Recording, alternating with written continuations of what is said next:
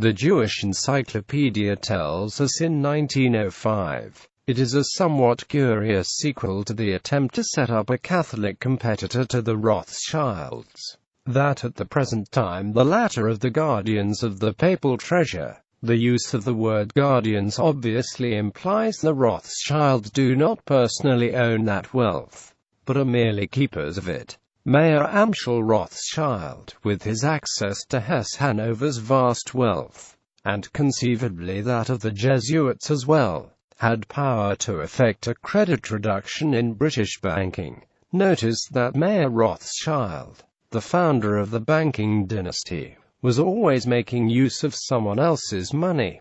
Knight of Malta, Rothschild was merely under orders of the Jesuit general. During the spring of 1772, the circumspect young Jesuit professor, John Carroll, conveyed to the powerful young Jewish banker, Mayor Amschel Rothschild, Lorenzo Ricci's need for a financial disturbance in England and America. Lorenzo Ricci, of course, being the superior general of the Jesuit order, otherwise known as the Black Pope at the time. Continuing, didn't John Carroll admirably serve his superior general, his church, and his country? And didn't Rothschild do his client likewise? Here we have a Rothschild meeting with a Jesuit professor, and no doubt covertly doing the work of the Jesuit order. We've already established that much of Mayor Rothschild's finance was not personally his. He was merely a keeper of imperial and Jesuit wealth. Bill Hughes tells us in his book, The Secret Terrorists.